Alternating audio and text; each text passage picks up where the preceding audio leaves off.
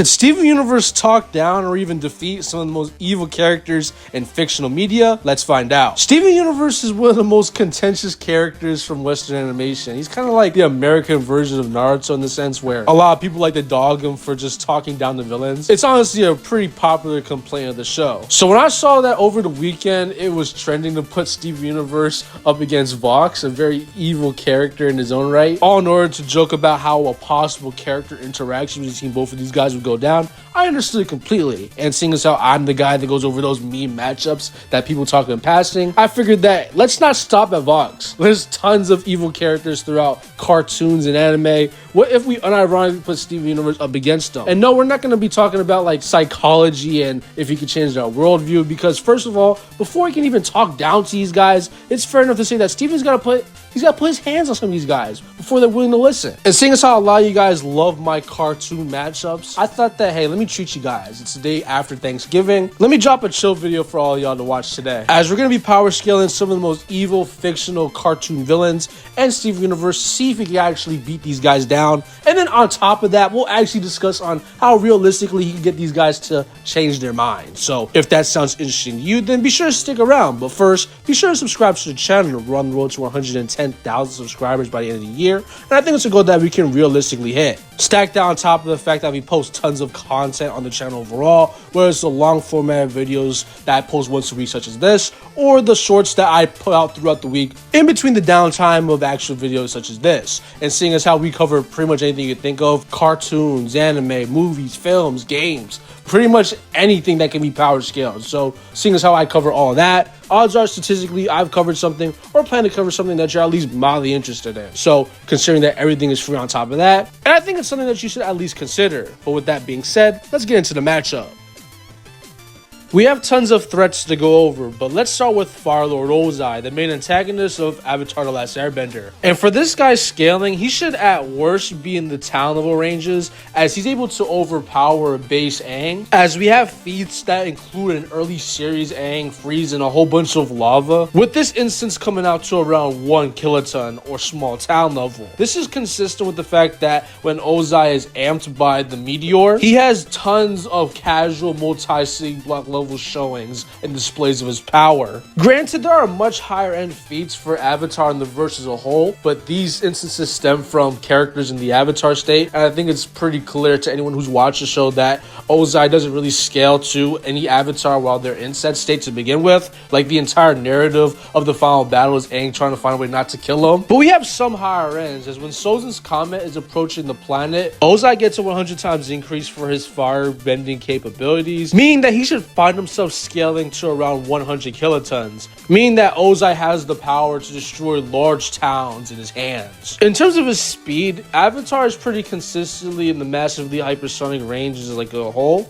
as we have tons of characters who are shown capable of dodging lightning. So yeah, massively hypersonic and around large town level. So yeah, let's just move on to Steven Universe and also establish which version of the guy we're going to use. And I've decided that it's best to talk about Steven as we see him in the sequel series Steven Universe Future. So he gets a lot of the feats presented in the OG show as a baseline, and a whole bunch of new, more impressive things, especially in verse. And starting with his attack potency, Steven Universe, as shown in Future, if pushed enough, finds himself to be relative to characters such as Jasper. And keep in mind, this is before his training arc, which we'll talk about how strong that version of the guy would be. But anyways, sticking to Jasper, she's a character who can press Garnet, an individual who can just cleave mountains apart, with this instance right here being equivalent to around 1 megaton, meaning that in early series Steven Universe Future is at worst pretty much equal to Ozai's best end in attack potency, meaning that in terms of strength, Steven is already stronger than the guy, and he can block any of his fire just by his shield or encompassing himself in the material when he becomes super pain. And in terms of his speed, whereas Avatar characters are consistently dodging beams of lightning, the gems in Steven Universe are unironically made of light, and they have feats that are reflective of that, as they're able to dodge laser beams pretty consistently all throughout the show. And keep in mind, this is a Steven Universe who's pressing Jasper, who's already way stronger and faster than most of the average gems. So Steven Universe is already a relativistic character at worst, meaning he's faster and stronger than Ozai, meaning that he would be able to beating him down even worse than Aang did while he was in the Avatar state. So yeah, light work, no reaction. Let's move on to our next threat.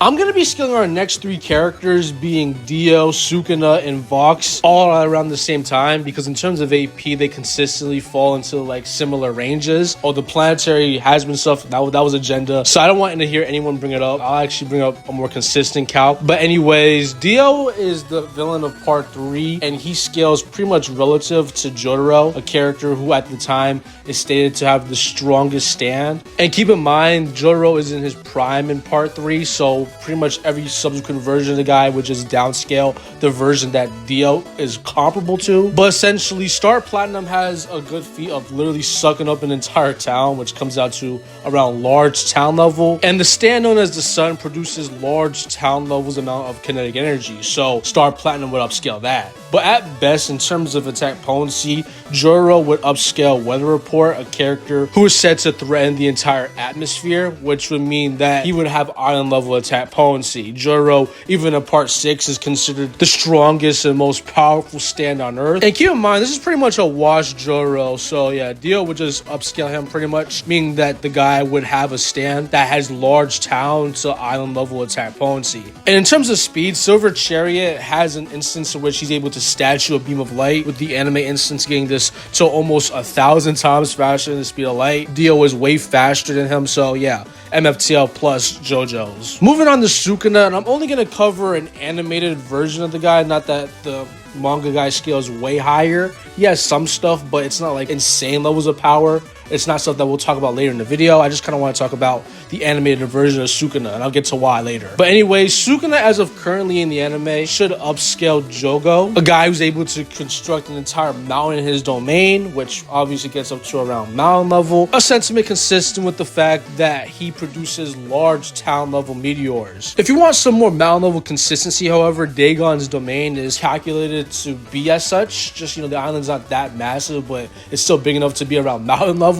So yeah, Sukuna should be a mountain level character. And in terms of his speed, it's not nearly as impressive as Dio, but it's still pretty solid, as Toji is able to react to lightning, with this either being a massive hypersonic feat to even being a sub-relativistic feat, depending on how you interpret the perception Toji's displaying here. Now lastly, we've got Vox, a character who's able to cause a massive blackout in the middle of season 1, with this instance getting up to around island level. But at best, as you would imagine, the finale of season 2 displays us some pretty good inverse that Vox would scale to, as well. He doesn't really contribute to dispersing Lilith's might overloading. He still scales to these characters, right? He was pressing Alistair like a scene prior to this. This is important because the overloading of this machine has actually been consistently calculated to be in the country plus to large country level ranges, so Vox would find himself anywhere between island to country level. And in terms of his speed, however, he scales to Alistair,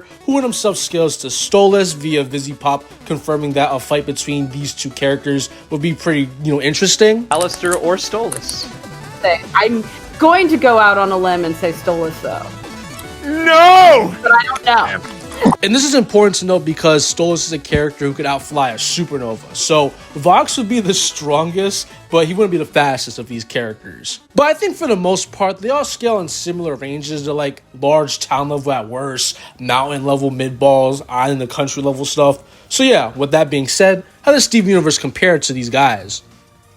I didn't really talk about Sukuna or Dio's hacks because, as I want to point out now, I just want to say Steven Universe is way stronger than those 3 characters, and he's way faster than those 3 characters too. So the world wouldn't really matter because Dio could stop time as much as he wants. He would never be able to realistically beat Steven. And Sukuna's Malevolent Shrine and all of his, Sugas, they wouldn't matter either, as Steven is way too durable. Like, let's say that Sukuna just starts knife spamming him with his domain expansion. Steven Universe can just encase himself in a bubble and just walk up to him and one-shot him. So I've talked a pretty big game at this point. Let's actually talk about Steven Universe's attack potency. And I just want to say this, Steven Universe is at least half diamond, and because of that, under situations where he's really pressed, his diamond side tends to take over, whether that's in the form of him just becoming made out of the substance and being able to throw punches that should be as potent as his shield is durable, with this shield being able to block attacks from homeworld, which get calculated to be in the dwarf star to even solar system level ranges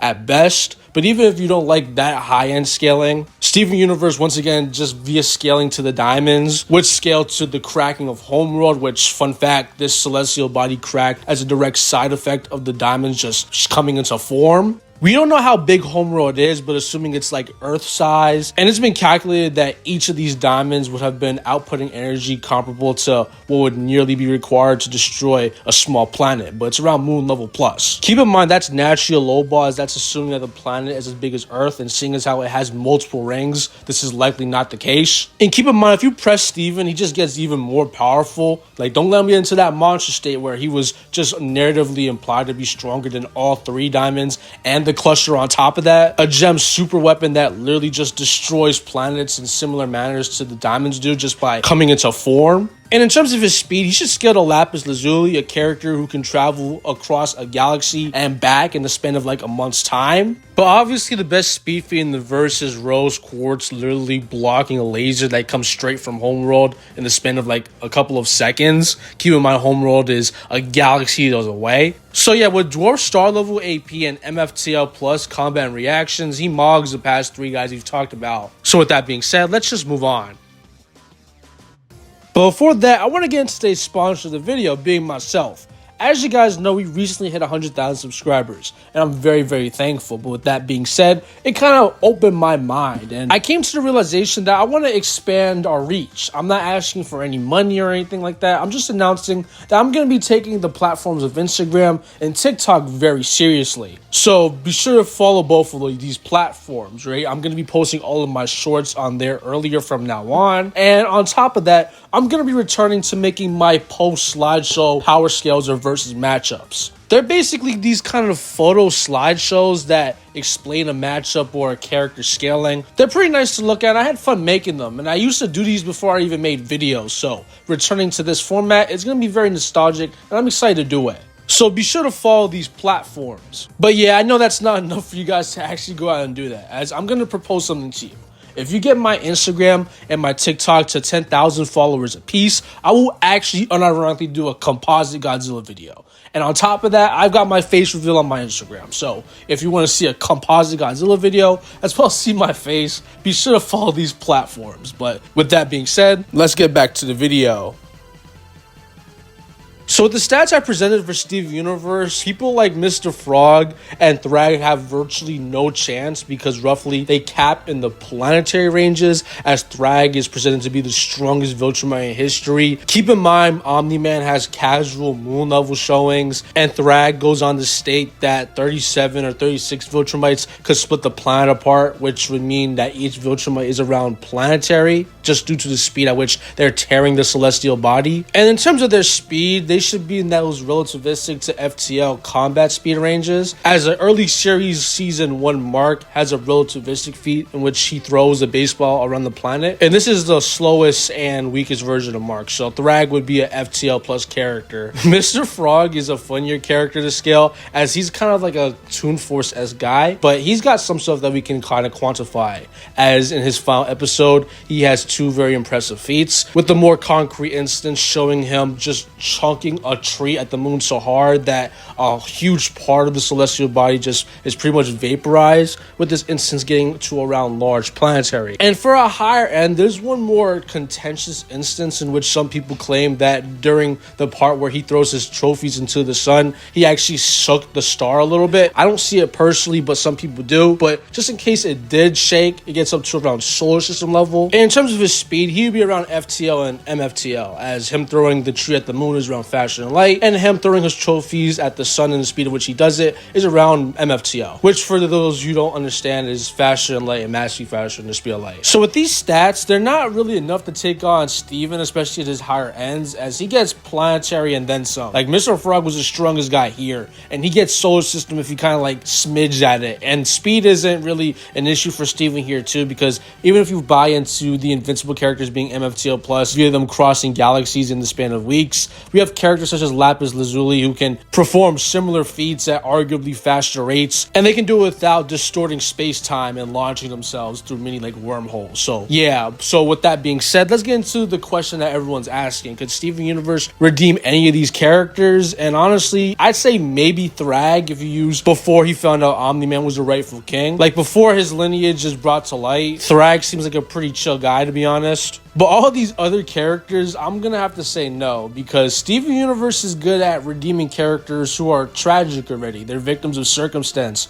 to an extent, with the only exceptions really just being the diamonds, and they're arguably not even really redeemed. Like, they literally only switched their sides because Steven happened to be their family. So yeah, I'm not seeing Steven getting through to most of these other characters who are just evil forces of nature just for the sake of it. But like we talked about, he wouldn't have to, because he could just beat them up and bubble them away. And hey, that's good enough for me.